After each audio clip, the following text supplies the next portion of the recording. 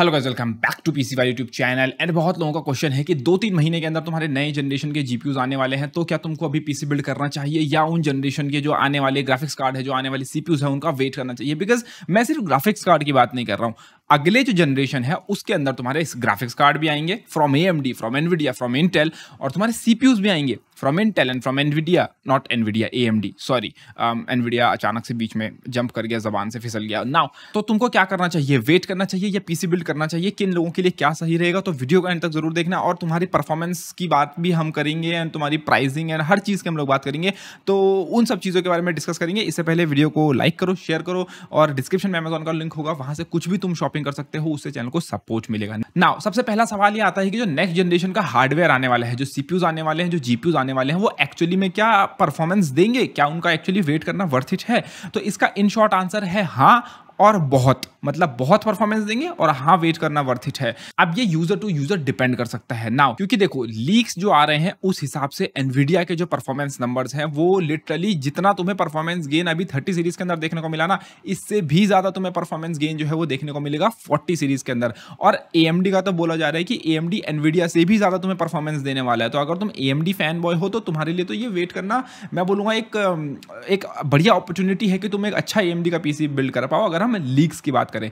फिर उसके बाद हम जाते हैं इंटेल की तरफ। तो इंटेल के भी बजट जीपीयूज आने वाले हैं, हम नहीं जानते इंटेल कितना अच्छा परफॉर्मेंस देगा, उनका ड्राइवर सपोर्ट कैसा होगा, क्या होगा, बट डिले पे डिले होते जा रहे हैं, और वो डिले तुम्हें ये सेम टाइम पीरियड के आसपास लेके जा रहा है। इंटेल जो है वो बजट ग्राफिक्स कार्ड के मार्केट में कंपीट करेगा, बट उनका भी कुछ रिलीज होगा। तो तुम्हारे पास 3 जीपीयू वेंडर्स हैं जिनके खतरनाक जीपीयूज जो है वो आने वाले हैं। इंटेल बजट निकालेगा, एनवीडिया और एएमडी तगड़े तगड़े जीपीयूज निकालने वाले हैं। बोला तो जा रहा है कि एनवीडिया के जीपीयूज इतने पावर हंग्री होने वाले हैं कि वो टॉप एंड जो जीपीयूज होंगे वो 600 वॉट प्लस जो है वो कंज्यूम कर सकते हैं। तो तुम्हें हो सकता है एक, अगर तुम अपग्रेड करने का सोच रहे हो तो पावर सप्लाई बदलनी पड़े।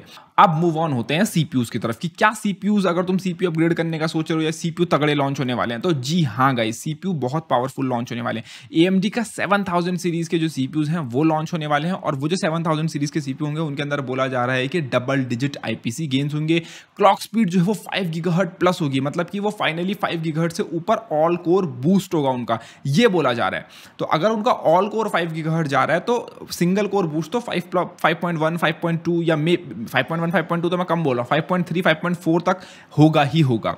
ठीक है, इंटेल की भी नेक्स्ट जनरेशन आने वाली है। हमने ऑलरेडी देख चुका है कि इंटेल की 12th जनरेशन जो अभी हम लोग के सामने मार्केट में है वो कितनी पावरफुल है, और जब 13th जनरेशन आएगी तो वो कितनी पावरफुल होगी वो भी हम एज्यूम कर सकते हैं। तो ये तो हो गई एक छोटी सी परफॉर्मेंस की बात कि हाँ, सीपीयू और जीपीयू के अंदर तुम्हें कितना परफॉर्मेंस देखने को मिल रहा है, बट यहाँ पे थोड़े थोड़े कैवियाट्स भी हैं। सबसे पहले बात करते हैं जीपीयूज के कैवियाट्स की। सबसे पहली बात तो we have no idea about pricing. हम जनरली होप करके ये चल रहे हैं कि जो तुम्हारे करंट जीपीयूज हैं उसी की सिमिलर प्राइस के आसपास जो है वो जीपीयूज लॉन्च होंगे। मतलब कि अगर तुम्हारा 3080 जिस प्राइस पे लॉन्च हुआ उसी के सिमिलर प्राइस पे जो है वो तुम्हारा आने वाला 4080 रिलीज होगा। एटलीस्ट हम ये होप करके चल रहे हैं। तो प्राइसिंग का हमें कोई आइडिया नहीं है। हो सकता है एनवीडिया थोड़ा पैसा छापना चाहे और $100-200 जो है वो आगे बढ़ा दे प्राइसिंग, हु नोज, बट अभी तो लगता नहीं है कि एनवीडिया ऐसा करेगा, बिकॉज जो क्रिप्टो के चक्कर में ये जो स्कैल्पिंग जो हुई है उस चक्कर में जो 30 सीरीज के साथ जो सीन हुआ, एनवीडिया नहीं चाहेगा कि नेगेटिविटी जो है कंपनी की तरफ आए, और वो एनवीडिया यही चाहेगा कि जीपीयू की प्राइसिंग जो है वो एप्रोप्रिएट प्राइस्ड हो, ताकि उनको थोड़ा सिंपैथी मिले कंपनी, मतलब आई मीन गेमर से, कम्युनिटी से, है ना। बट ये मेरे थॉट्स हैं।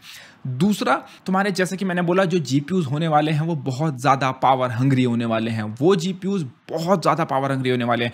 बोला जा रहा है कि 600 वॉट प्लस जो है वो तुम्हारा जो टॉप एंड जीपीयूज हैं वो कंज्यूम कर सकते हैं इजीली। और अगेन, जब तुम इतने पावरफुल जीपीयूज की तरफ जाते हो तो उतना ज़्यादा पावर कंजम्पशन आता है, उतना ज़्यादा पावर कंजम्पशन आता है तो उतना ज़्यादा हीट आउटपुट आता है, और हीट आउटपुट आता है तो फिर तुम समझ जाओ कि मतलब तुम्हें अपनी पावर सप्लाई और कूलिंग जो है वो अपग्रेड करने की जरूरत है। अगर तुम एक बेकार सा कैबिनेट यूज़ कर रहे हो, मे बी तुम्हें वो भी अपग्रेड करना पड़े, मे बी तुम्हें अपना जो है वो कमरे में एसी लगाना पड़ जाए, who knows, just kidding. AMD की तरफ से जो है वो पावर कंजम्पशन के मामले में इतने बड़े नंबर्स नहीं आ रहे हैं, लेकिन एएमडी की परफॉर्मेंस जो है वो बहुत बड़ी निकल के आ रही है कि हाँ, एएमडी जो है वो पावर कम कंज्यूम करेगा, बट परफॉर्मेंस तुम्हें एनवीडिया से भी अच्छी देने वाला है। और ये एएमडी कर पाएगा अपने चिपलेट डिजाइन, या फिर मैं बोलूंगा एमसीएम डिजाइन की वजह से, यानी कि मल्टी चिप मॉड्यूल, यानी कि एक जीपीयू ग्राफिक कार्ड के अंदर तुम्हारी 2 चिप्स या तुम्हें ज्यादा 2 से ज्यादा चिप्स देखने को मिल सकती हैं इन थ्योरी, बट 2 से ज्यादा नहीं मिलेंगी, 2 ही मिलेंगी, टेंशन मत लो। बट पावर वो भी अच्छा खासा कंज्यूम करेंगे। तो अगर तुम एक डिसेंट सी पावर सप्लाई यूज कर रहे हो, ब्रोंज वाली या कोई एक 550 वॉट की, 650 वॉट की, तो माइट भी तुमको अपग्रेड करना पड़ जाए अगर तुम पीसी अपग्रेड करने का सोच रहे हो। अगर तुम जीरो से पीसी बिल्ड कर रहे हो, मतलब कि तुम पूरा ही पीसी बिल्ड नया कर रहे हो देन तो तुम्हें फिर टेंशन लेने की जरूरत नहीं है, नई पावर सप्लाई लोगे, अच्छी खासी लोगे, कोई दिक्कत की बात नहीं। अगर कोई अपग्रेड करने का सोच रहा है, चाहे वो AMD में अपग्रेड करने का सोच रहा है या एनवीडिया में, तुमको जो है वो थोड़ा पावर सप्लाई को अपना कंसिडरेशन देना चाहिए।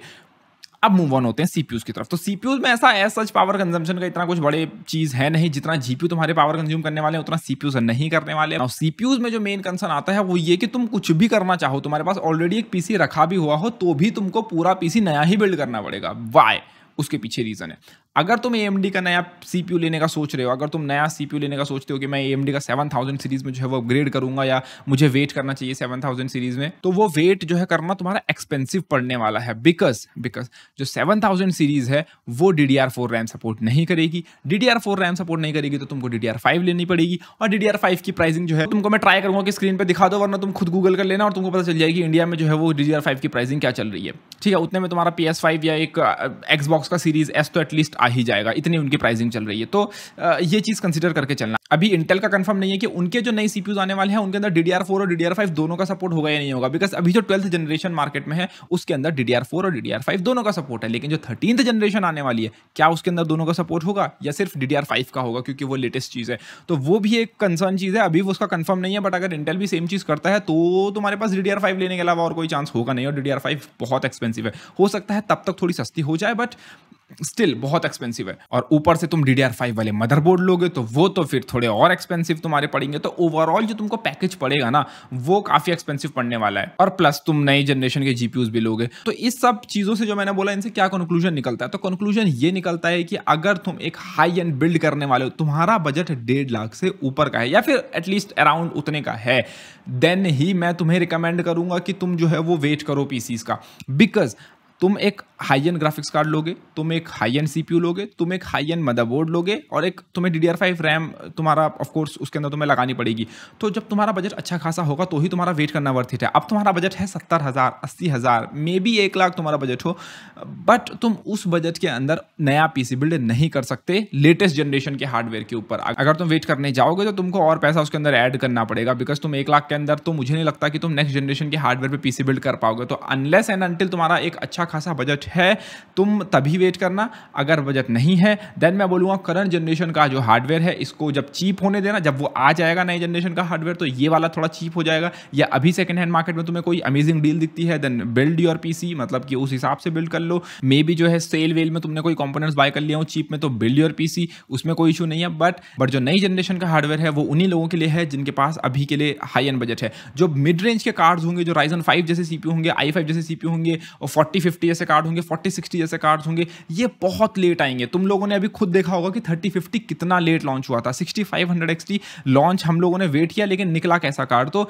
तुमको उसके लिए अगले साल का वेट करना पड़ जाएगा, और अगले साल वेट करना फिर तो उसके लिए तुम्हें अभी वीडियो देख के फिर फायदा है नहीं। तो अगले साल का वेट करना है, उससे अच्छा तुम अभी करंट जनरेशन के जो कार्ड्स हैं उनको सेकंड हैंड मार्केट में अच्छे खासे प्राइस पे ले लो, यूज्ड कार्ड्स ले लो, यूज्ड 3070, यूज्ड 3080 ले लो, तुम्हें अच्छी खासी परफॉर्मेंस मिल जाएगी। अगले साल का क्यों सोच के चलना। तो नेक्स्ट जनरेशन के हार्डवेयर का जो लोग वेट कर रहे हैं वो वही करें जिनका बहुत अच्छा खासा बजट है। जिन लोग का नहीं है वो लोग उसके बारे में सोचो भी मत, बिकॉज तुम्हारा i3, Ryzen 3, Ryzen 5, i5 ये बहुत देर में लॉन्च होने वाले हैं। लाइक खुद अभी देख लो इस जनरेशन का Ryzen 5 5600X जो है उसके बाद क्या लॉन्च हुआ, Ryzen 5 5600 non-X अब जाके लॉन्च हो रहा है। ठीक है, Ryzen 3 5100 जैसा कोई सीपीयू है ही नहीं अभी तक मार्केट में, 4100 आ रहा है और वो भी अब जाके आ रहा है। तो जो बजट गेमर्स हैं उनके लिए तो मैं रिकमेंड बिल्कुल भी नहीं करूंगा, लेकिन जो हाई एंड गेमर्स हैं जिनका बजट मोटा ताज़ा अच्छा खासा है, तो भाई तुम अपने उस मोटे ताजे बजट को थोड़ा डिस्क्रिप्शन के अमेजॉन के लिंक पे भी जो है वो खर्चा करो, बिकॉज डिस्क्रिप्शन में दिए गए अमेजॉन के लिंक शॉपिंग करोगे तो तुम्हें चैनल को सपोर्ट करने का मौका मिलेगा। तो करो उस चीज़ को। बजट गेमर भी टेक्निकली वेट कर सकते हैं, टेक्निकली बजट गेमर भी वेट कर सकते हैं कि मतलब जब नई जनरेशन के 4070, 4080 जैसे कार्ड आएंगे तब जाके तुम सेकंड हैंड 3070 खरीदोगे तो तुम्हें और सस्ता मिलेगा। तो उस वे में तुम लोग भी वेट कर सकते हो, कोई उसमें दिक्कत वाली बात नहीं है। बट नेक्स्ट जनरेशन का हार्डवेयर मेरे हिसाब से एक्सपेंसिव होने वाला है, तो कीप दैट इन माइंड। बाकी अगेन तुम्हें इस टाइप की वीडियो कैसी लगी, क्या लगी, लाइक करो, शेयर करो, चैनल को सब्सक्राइब करो। धन्यवाद, बाय, टेक केयर गाइस।